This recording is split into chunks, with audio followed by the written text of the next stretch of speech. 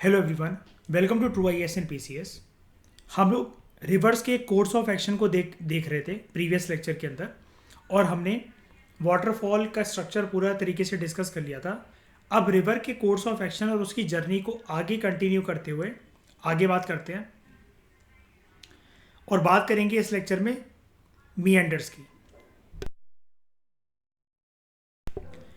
जैसे ही river plane में enter करने लग जाती है, वो कुछ ट्विस्ट एंड टर्न करती है, जैसा कि हमने अभी प्रीवियस लेक्चर में देखा था। कुछ इस तरीके से,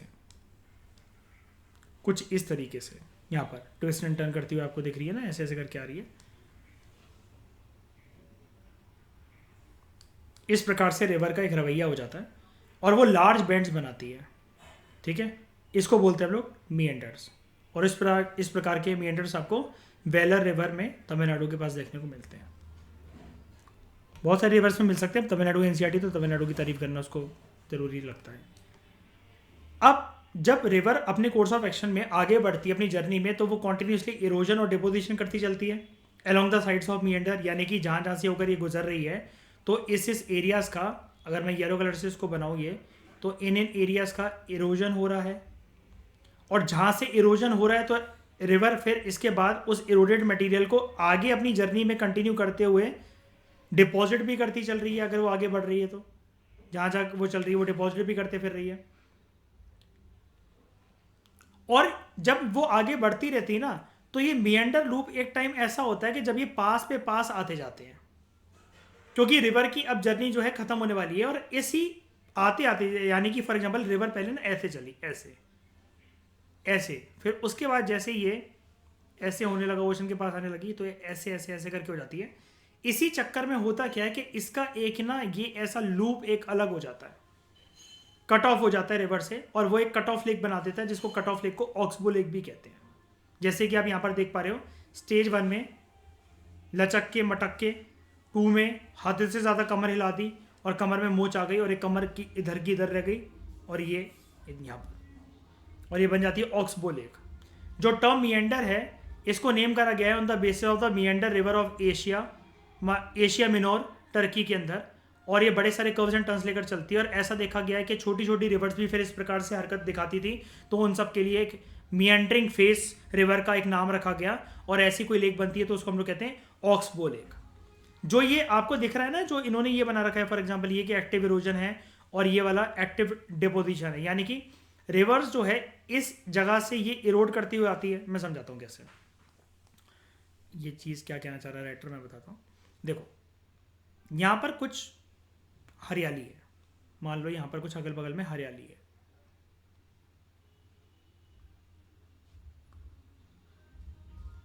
यहाँ पर ये कुछ अगल बगल में ये कुछ आपकी हरियाली है। और अब यहाँ से जहाँ पर हरियाली है तो पक्का कोई ना कोई जो पेड़ वगैरह टिक रखे हैं, तो पक्का वहाँ पर कोई ना कोई मिट्टी ज़रूर होगी। तो ये यहाँ पर ऐसा मान लो कि ये कुछ मिट्टी है, या ये जो पेड़ वगैरह खड़े हुए हैं किसी ना किसी रॉक्स वगैरह के सपोर्ट से, या किसी ना बेस वगैरह के सपोर्ट से तो खड़े ही होंगे यहाँ पर। तो यहाँ पर ये ऐसे खड़े हुए हैं, ठीक है। अब क्या हुआ, यहाँ से आना शुरू करती है रिवर, और रिवर को हम थोड़ा सा ये बना देते हैं। यहाँ से आना शुरू करती है रिवर, जस्ट अ मिनट। ये तो अब देखना ध्यान से, अभी इतना ज़्यादा ट्विस्ट एंड टर्न लेगी तो इधर की जो मिट्टी आपको दिख रही है उठा नहीं रही है इसकी मिट्टी को, देखना।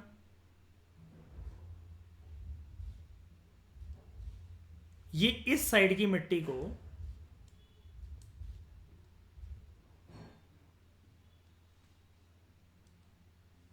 इधर इसको उठा नहीं रही है, यहां से यहां से यहां से और यहां से नहीं उठा रही, क्या बताओ, उठा रही है कि नहीं उठा रही है। और जब ये उठा रही है तो किसी ना किसी जाकर ये डिपॉजिट करती है। डिपॉजिट कहाँ करती है, तो जैसे अपनी पूरी जर्नी में इसको देख लो, ये देखो ध्यान से, यहाँ पर, यहाँ पर, यहाँ पर, और डेल्टा में तो आपको पता ही है बहुत ज़्यादा, यहाँ, यहाँ, यहाँ, यहाँ, यहाँ, और उसके बाद ही यहाँ से शुरुआत हो जाती है इसकी।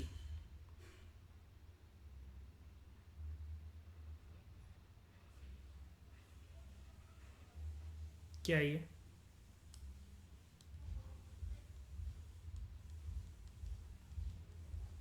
ओशन या सी, कुछ भी है। परफेक्टली अब समझ में आया आप सबको ये चीज़? बताओ जल्दी हाँ के ना। ठीक है।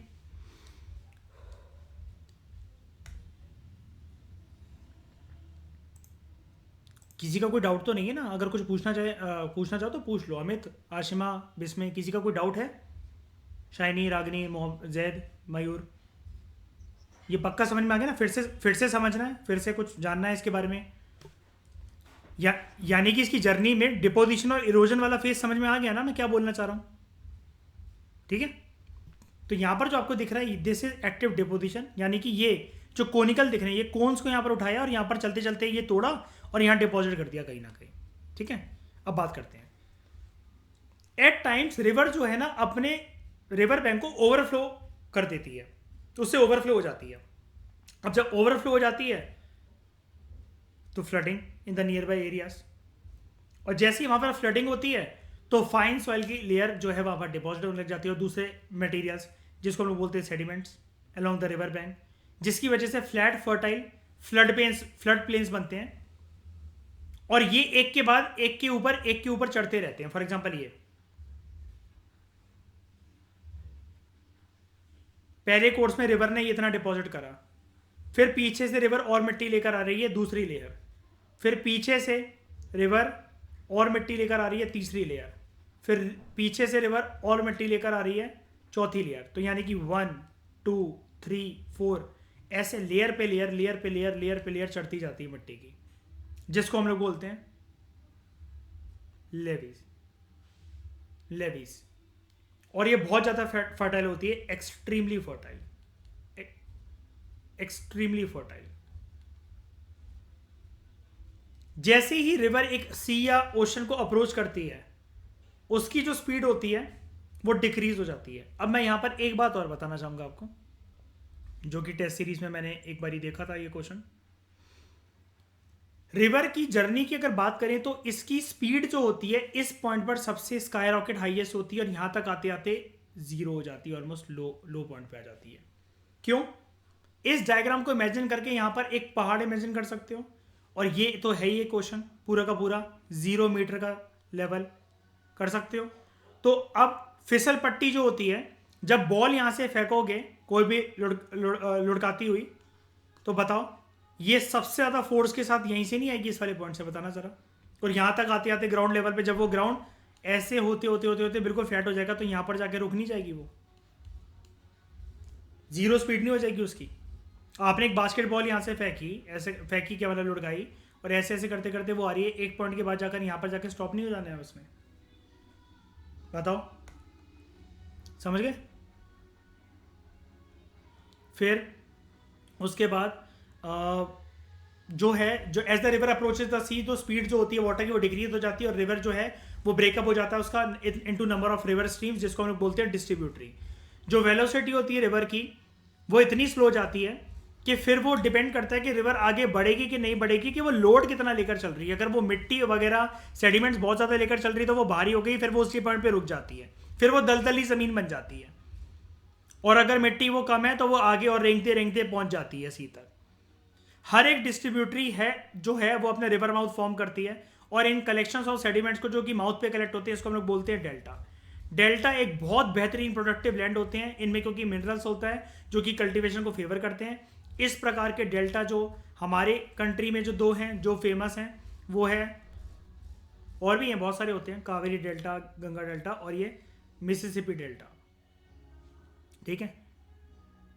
आप मुझे क्लास के बाद बताओगे ये कौन सी कंट्री में फॉर्म होता है मिसिसिपी डेल्टा, और मिसिसिपी रिवर कहाँ है, कहाँ पर? अमेरिका। प्रॉपर तरीके से बताना मुझे कौन सी जगह पर अमेरिका में। तो ये चीज़ हम देख चुके हैं already. This is the flow, meander, sediment deposit, lake, distributary, sea, delta. ठीक है। बताओ सबको समझ में आया? इतना समझ में आ गया?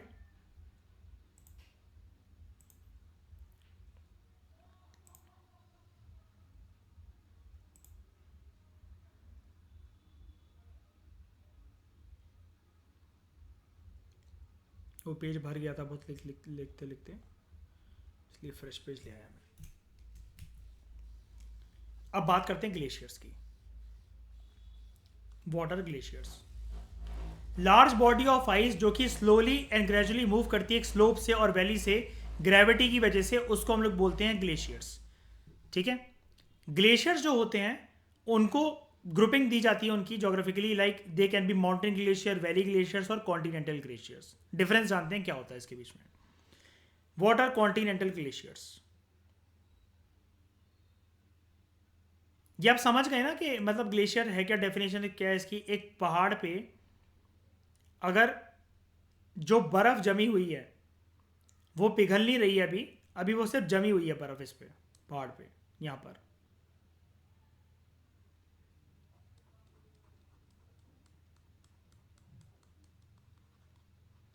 ये दिस इज आइस। कोई भी चीज़ जो मूव करेगी नीचे या फिर जो स्लो होगी वो ग्रेविटी की वजह से होगी। ग्रेविटी अपनी तरफ पुल करता है हर एक चीज़ को। बारिश धरती की तरफ ही क्यों गिरती है, आसमान में क्यों नहीं अटक जाती ग्रेविटी? पानी अगर बादल ने छोड़ा है तो हवा में क्यों नहीं अटक के रह जाता? वो ओला या फिर कोई भी जो हेल स्टॉर्म, स्लीट स्टॉर्म या बारिश की बूंद होती है नीचे क्यों गिरती, धरती तक आती ही आती क्यों है ग्रेविटी? अब समझ गए? कॉन्टिनेंटल ग्लेशियर्स जो होते हैं, they are those glaciers covering vast areas of continent with thick ice sheet. यानी कि जो कॉन्टिनेंट्स पे जो आपको लैंड सरफेस पे जो देखने को मिलते हैं, जैसे सबसे प्यारा एग्जांपल इसका एंटार्क्टिका और ग्रीनलैंड।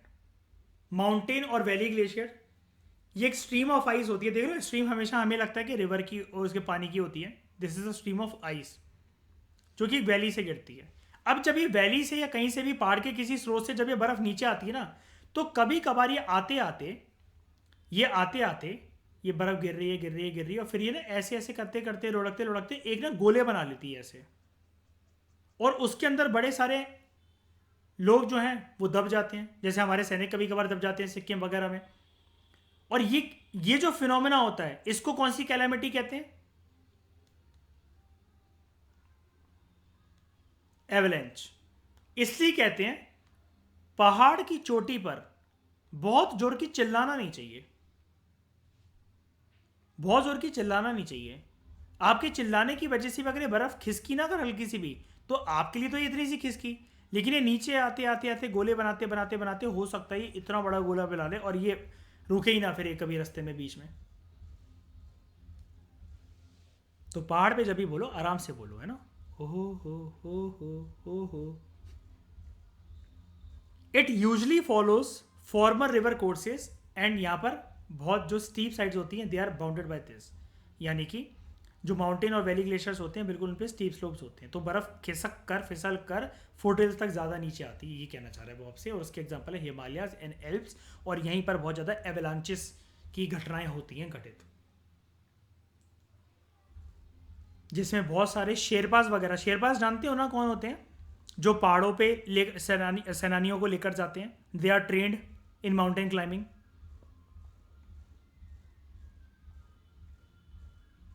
ठीक है, और शेरपास एक टर्म आईआर में भी यूज होती है किस ग्रुपिंग के लोगों के लिए? कौन सा ग्रुप है वो, ये मुझे आप बताना। G4 है, G20 है, ब्रिक्स है, क्या है, G7 है? आप मुझे बताना शेरपास टर्म कौन से इंटरनेशनल ग्रुपिंग के लिए यूज होती है, और वो होते कौन है उस ग्रुप में? क्या वो एम्बेसडर्स होते हैं, कोई ऑफिसर्स होते हैं? किसको कहा जाता है शेरपास, और कौन सा ऐसा इंटरनेशनल ग्रुपिंग है शेरपास? ये आप मुझे बताना इस लेक्चर के बाद। 2 टास्क हो गए, एक आप वो मिसिसिपी वाला बताओगे और एक ये। ग्लेशियर्स जो हैं वो लैंडस्केप को इरोड करते हैं बाय लेवलिंग द सॉइल, यानी कि वही मिट्टी की मिट्टी परतें हटाते जाना है। It is also agent of, यहाँ पर आपको दिख रहा है इरोजन डिपोजिशन। और नीचे जो सॉलिड रॉक होती है उसको एक्सपोज करते हैं। अब इस लाइन का मतलब क्या है? इस लाइन का ये मतलब है, देखो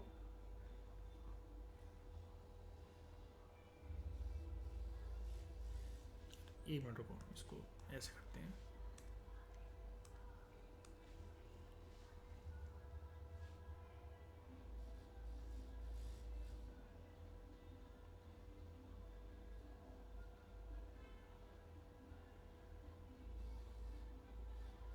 ठीक है। नीचे पहाड़ पे आप सारे पहाड़ पत्थर पत्थर के ही बने हैं, इतना तो मानते हो। सारे पहाड़ों पर पत्थर है, इतना पता है ना। अब यहां पर है क्या, जो ग्लेशियर्स है ना वो लैंडस्केप को इरोड करते हैं। इस लैंडस्केप पे क्या है कि ऊपर ये ना पत्थर हमें दिखेंगे नहीं क्योंकि इस पे बर्फ बिछी हुई है ऐसे, ये इस पे बर्फ बिछी हुई है। लेकिन जब ग्लेशियर्स फुट हिल से नीचे आते रहते हैं, स्लाइड करते रहते हैं, तो एक के बाद एक उनकी ये वाली लेयर ना खत्म होती जाती है। ये देखो, ये देखो, ये और ये जा कर रही है जो खत्म हो रही है, ये कैसे जा रही है, ये पहाड़ों से नीचे नीचे आती जा रही है ये बर्फ, और जो ऊपर खत्म होती चल रही है।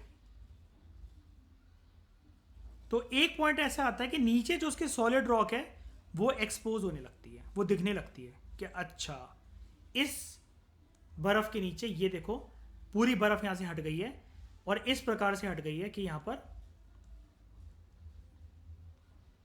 पर ये रॉक जो है ये एक्सपोज होने लगी है, दिखने लगी है। अभी तक ये बर्फ से ढकी हुई थी। क्या ये वाला पॉइंट समझ में आया सबको? अब ये वाला पॉइंट, इसकी महत्वता क्या है, क्या इंपॉर्टेंस है इसकी, हम क्यों पढ़ रहे हैं ऐसा, ये हम ये बता रहे हैं कि ग्लेशियर्स भी पूरी की पूरी बर्फ की लेयर को इरोड कर सकते हैं। इरोजन का इतना भयंकर एजेंट है, और इरोड करने के बाद जिस भी जगह पर सरकाते सरकाते फुटेज पर वो लेकर जा रहे हैं, और जहां पर भी नई जगह पर वो जाकर ये यहां पर ये करेंगे, तो हो सकता है ऐसे बनते बनते बनते बनते बनते बनते ये ऐसे करके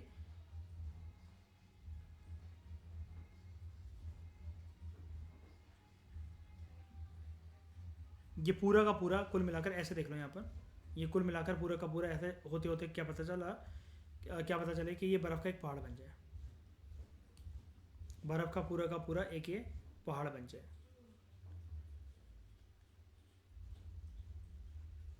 ग्लेशियर माउंटेन, ठीक है।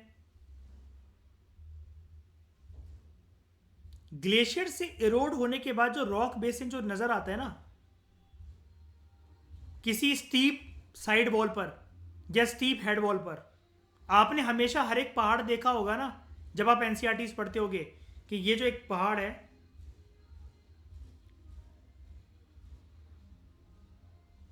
हमेशा हमारी बुक्स वगैरह में वो इस प्रकार से ही बन रखा हुआ रहता है कि यहां पर कुछ ना कुछ ब्राउन ब्राउन एलिमेंट भी देखते हैं कि सबके बर्फ है, लेकिन बर्फ पूरी तरीके से ढकी नहीं है। उसके टिप पर, उसके शिखर पर या साइड में भी, यहां पर भी इधर उधर ये थोड़ा सा ब्राउन कलर की चट्टानें दिख रही है, कुछ बर्फ भी दिख रही है। ये जो ग्लेशियर्स की वजह से जो इरोडेड रॉक बेसन या फिर स्टीप साइड वॉल्स जो दिखती है और हेड वॉल जो दिखती है, इसको हम लोग कहते हैं सर्क।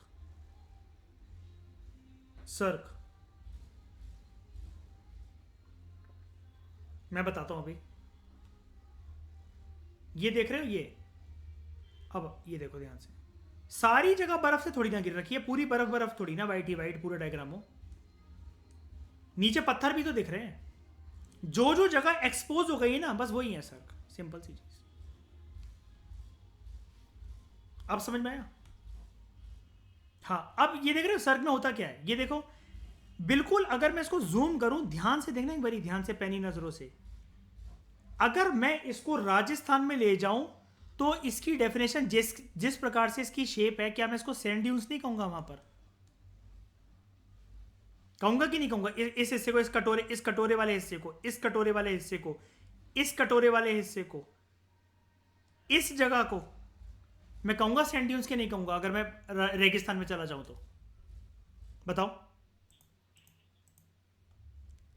अब देखो, एक मिनट,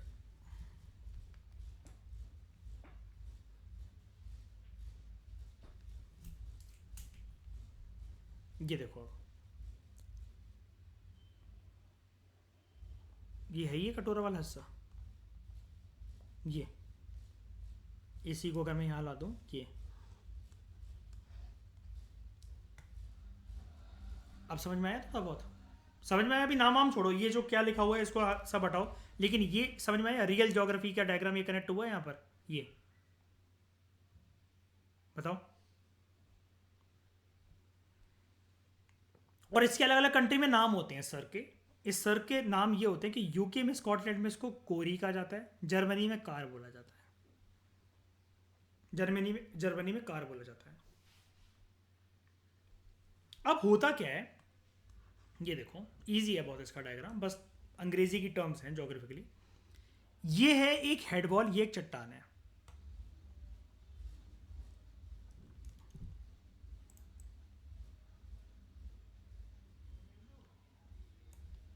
बिल्कुल ध्यान से देखना, ये भी एक चट्टान है जो सीधी खड़ी है, कुल मिलाकर ऐसे आपको दिख रही होगी। ये खड़ी है चट्टान, ये बिल्कुल ऐसे। अगर मैं इसको ये जूम कर दूं, इसका अगर ये वाला इमेज अगर मैं आपको दूं तो ये, और उस चट्टान जो ये वर्टिकली खड़ी है,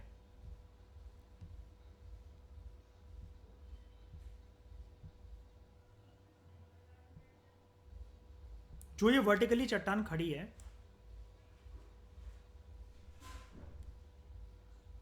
इसी की वजह से तो ऐसा हुआ कि जो भी बर्फ ऊपर टिकी वो ऊपर टिक कर रह नहीं पाई कि इसको ढक ले, वो इस बिल्कुल स्टीप स्लोप की वजह से, इसी की वजह से, स्टीप स्लोप की वजह से ऐसा हुआ कि वो यहां पर आके इकट्ठी हो गई। और इकट्ठा होने के बाद लास्ट में कटोरी की तरह, जैसे जो आपको जो शेप दिख रही है, लास्ट में बस ये यहां पर आके खत्म हो गई, क्योंकि इसके बियॉन्ड नहीं जा पाई यहां पर। और ये ऐसा क्यों हुआ? सिंपल शेप की वजह से। कोई भी चीज़ अगर मेरे पास ऐसी शेप में है तो उसमें कोई भी चीज़ अगर कलेक्ट होगी तो वो यहीं तक तो कलेक्ट हो पाएगी, इतनी इतनी तो कलेक्ट हो पाएगी वो। क्या ये चीज़ समझ में आई?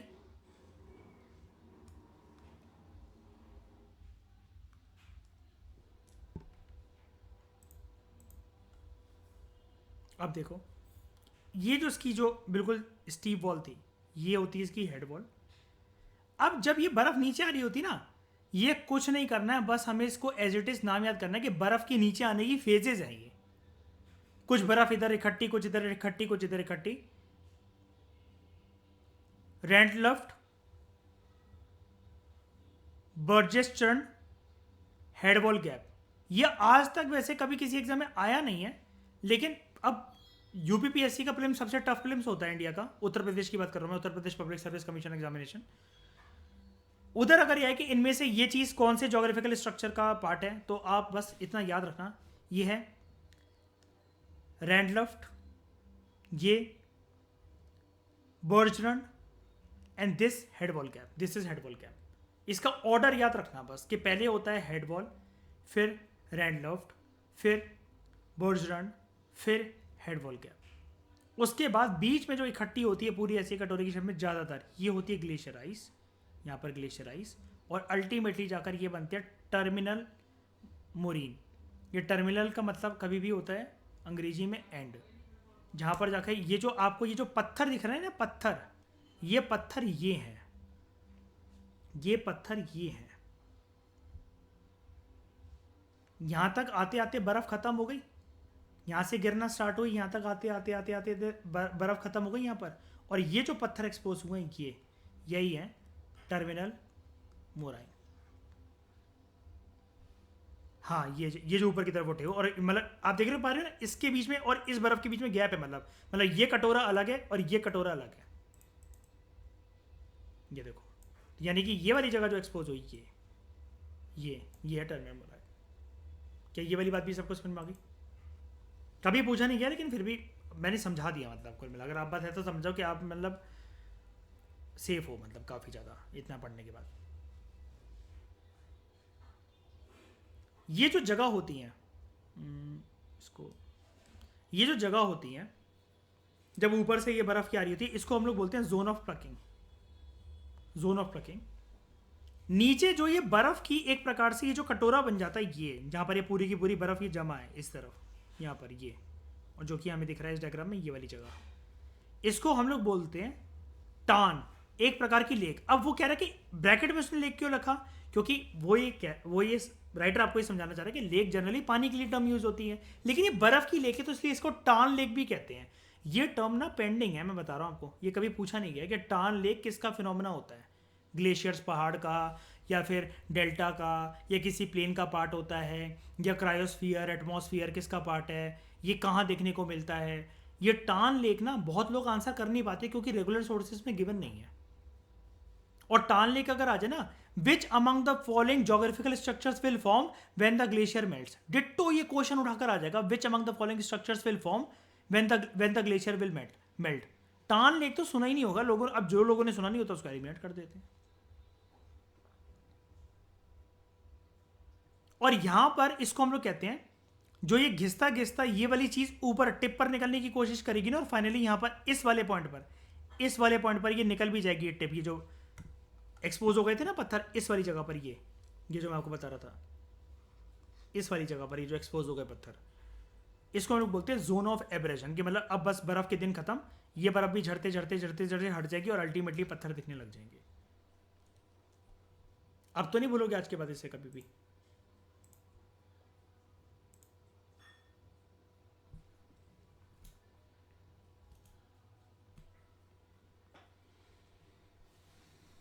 बताओ, अब तो नहीं भूलोगे इसे? क्या ये समझ में आ गया? एज द आइस मेल्ट, जैसे जैसे बर्फ जो है वो मेल्ट होती है, they get filled up with cirque, they get filled up the cirque with water, या फिर become beautiful lakes in the mountain known as tarn lake. ये बहुत ऐसा होता है कि जैसे वो वाली लेक्स नहीं होती, जैसे कश्मीर में काइंड ऑफ, जैसे जब आप डल झील पे जाते हो कभी कभार जम जाती है वो, या फिर कभी कभार आपने देखा होगा फॉरेन में मूवीज में कि लोग एक झील जम गई है, यूट्यूब वगैरह पे देखा होगा, उस पर स्केटिंग, आइस स्केटिंग कर रहे हैं, और धड़ाम करके उस पर क्रैक बना और वो करके धड़ाम करके वो गिरे पानी में जाकर। टान लेक बहुत ब्यूटीफुल स्ट्रक्चर होता है, लेट मी शो यू।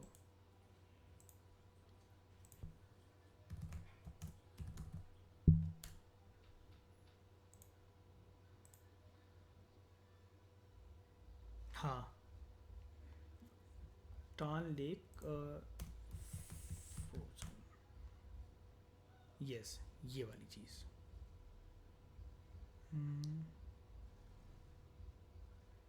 ये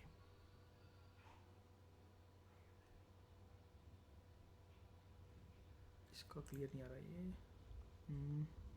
ये एक सेकंड मैं वो एक्चुअली ना, मैं वो दरार वाला वो दिखाना चाह रहा हूँ। मैंने अभी जब इसका कंटेंट प्रिपेयर करा था तब वो एक थी फ़ोटो, तब जाकर टान लेक मैंने पता नहीं क्या सर्च करके करा था, टान लेक।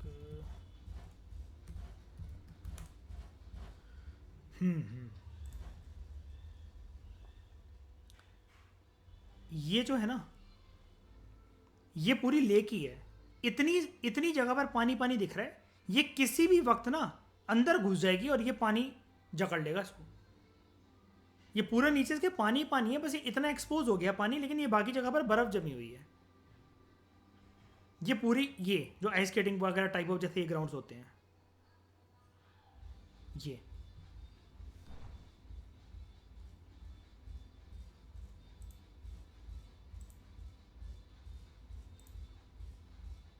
दिस,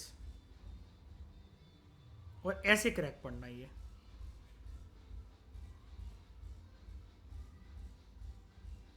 क्या ये वाली बात सबको समझ में आ गई? कि देखो,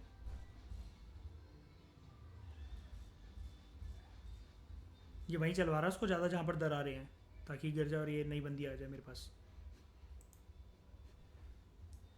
When two adjacent cirques erode towards each other, जो पहला राउंडेड लैंडस्केप होता है वो एक narrow Rocky steep sided ridge में बदल जाता है, जिसको हम लोग कहते हैं एरेटिस।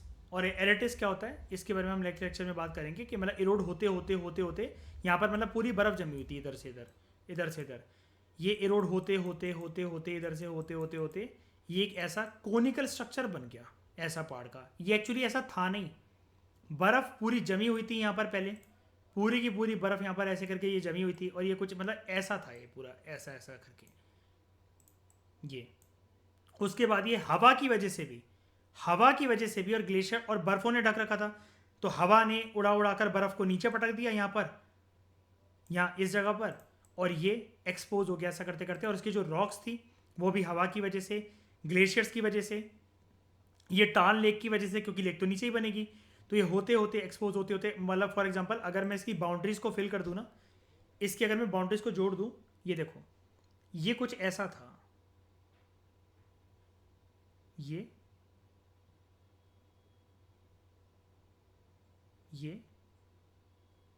और ये इतना हिस्सा जो गायब हो गया ना, ये इतना हिस्सा जो गायब हो गया ना, और ये ऊपर से जो ये बन गया इस तरीके का, ये पैनी थी चट्टान, ये इतनी पैनी सी नहीं थी, ये पूरी की पूरी मुड़ी हुई थी, जैसा कि हम यहाँ पर देख सकते हैं।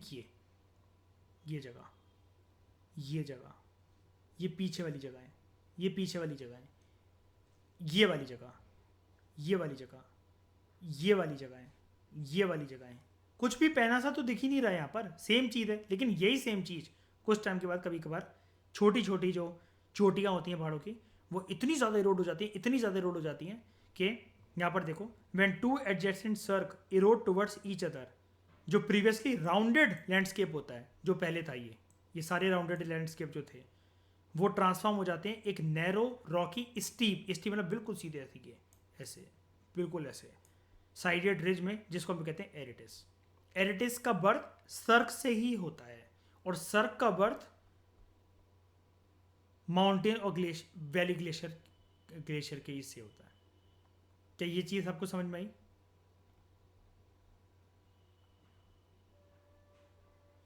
और लास्ट ये बचा हुआ है glacier moraine. U shaped valley जो है वो हमें ग्लेशियर्स के नीचे देखने को मिलती है, which is depend and widened by the lateral and the vertical erosion, यानी कि यहाँ पर इरोजन ऐसे भी होता रहता है, जैसे कि हमने ऊपर देखा इस डायग्राम में, वर्टिकली और हॉरिजॉन्टली भी। जो मटेरियल जब ग्लेशियर्स ऊपर से ये सारा का सारा जो ये लेकर आए, और नीचे वाली जगह पर जब लाकर बड़े बड़े रॉक्स वगैरह, big small rocks, sand, silt, जब ये डिपॉजिट हो जाते हैं, आप देख रहे हो ना, आप अगर मैं इसको ये बोलता हूँ, ये देखो ध्यान से देखना, अगर मैं इसको बोलता हूँ यहाँ पर कुछ सर्क हैं और कुछ एरेटिस हैं, ठीक है, लेकिन ये जो नीचे ये जो आते आते फॉर एग्जांपल कुछ स्नोफॉल हुई होगी, कुछ बर्फ टपक टपक के हवा की वजह से उड़ उड़ कर, या ये जो कुल मिलाकर जैसे रोड जैसी बन गई है, जबकि ये रोड है नहीं, ये इसी ब्राउन कलर की रोड पर ही बिछ गई है, लग रहा है कि बर्फ की रोड है, चल इस पे सकते हैं, इस ब्राउन वाली पे, ना कि इस बर्फ वाली पे।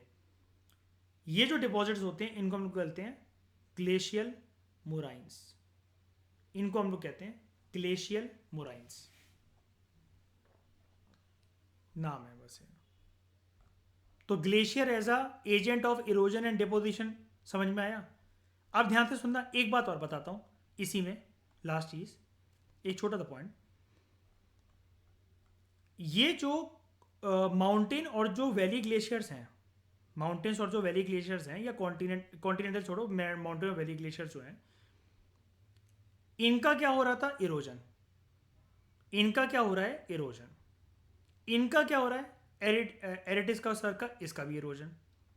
मोराइन जो बने हैं वो बने हैं डिपोजिशन की वजह से। ये क्वेश्चन आ सकता है कि इनमें से कौन सा स्ट्रक्चर इरोजन की वजह से बना है इन सब में से, और कौन सा डिपोजिशन की वजह से बना है। मोराइन तो देख रहे हो ना, ये ऊपर की बर्फें ही तो हैं जो यहां से यहां गई हैं। कि एक बार बताओ, अगर मैं छोटा सा लॉजिक पूछूं, बर्फ यहां से यहां गई है या फिर यहां से यहां आई है?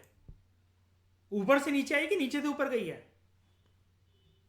डिपॉजिट हुई है। तो एक बार बताओ, अगर ये क्वेश्चन आ जाए, जैसे यहां पर दे नहीं रखा है, और एक 11th क्लास तक कहीं नहीं दे रखा ये वाला टर्म, ये आपको थोड़ा सा सोचना पड़ेगा, लेकिन डोंट वरी, उसके लिए मैं हूं।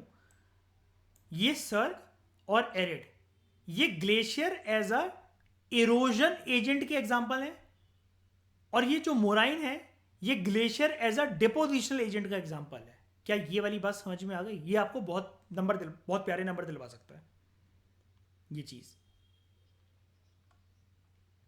सर्क डिपोजिशन की वजह से तो हो रही है, लेकिन इसका मैं ये कह रहा हूँ कि इसका इरोडेड मटेरियल भी ये पहले ये बना रहा है और उसके बाद भी बर्फ इरोड होना स्टार्ट रुकी नहीं, तो ये नीचे ये पूरा पत्थर मिट्टी कंकड़ उसके ऊपर ये बर्फ की परत बिछा देना, मोराइन कुल मिलाकर डिपोजिशन का एग्जाम्पल है।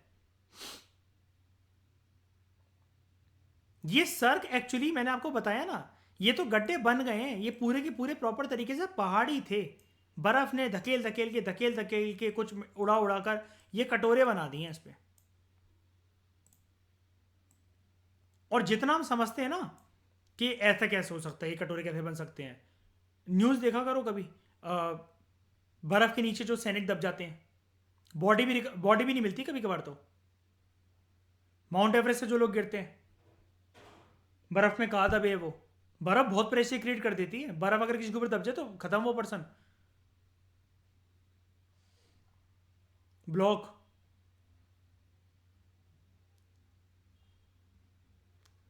ये वाली बात समझ में आई आप सबको? सबको समझ में आई? पक्का? आपका आर्गुमेंट बिल्कुल ठीक है शाइनी, आपका आर्गुमेंट बिल्कुल ठीक है, लेकिन बताने वाला पॉइंट मैं इसके ऊपर फोकस करके चल रहा हूँ कि मोराइन जो है दे आर डिपोजिशन के एग्जाम्पल।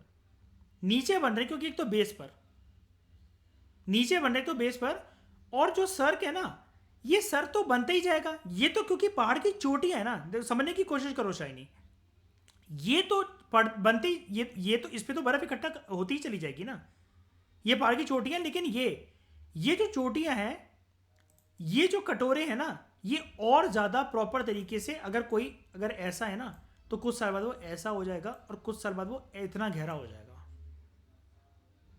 तो एक बार बताओ, बर्फ यहां पर डिपॉजिट हो रही है, आप मतलब मैं समझ गया डाउट, कोई बात नहीं, दिमाग ये बोल रहा होगा कि बर्फ डिपॉजिट होती है तो दिख रही है, लेकिन है ना, लेकिन हम इसको ये मान रहे हैं कि बर्फ डिपॉजिट जो हो रही है तो वो डिपोजिशन का करके एक नया स्ट्रक्चर थोड़ी ना बना रही है, वो तो इरोड कर रही है जो, लेकिन यहां पर ये कुछ इरोड थोड़ी ना कर रही है, यहां पर तो डिपॉजिट होकर परफेक्ट एक पाथ बना रही है।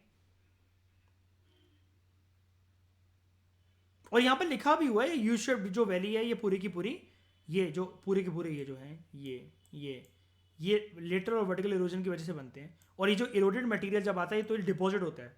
क्या बता रहे हैं आपको? डिपोजिशन यहाँ पर लिखा हुआ है, मतलब ये मैंने ऐसा कुछ नहीं कि अपने मन से सोच लिया कि ये इरोजनल वाले हैं ये डिपोजिशन वाले हैं, ये लिखा हुआ है, इसको एक्सपेंड करके डिकोड करके बताया मैंने कि ये इरोजनल एजेंट का एग्जांपल है, ये इरोजनल एजेंट का एग्जांपल है, और ये glacier as a deposition agent का एग्जांपल है। क्या ये चीज़ समझ में आई सबको?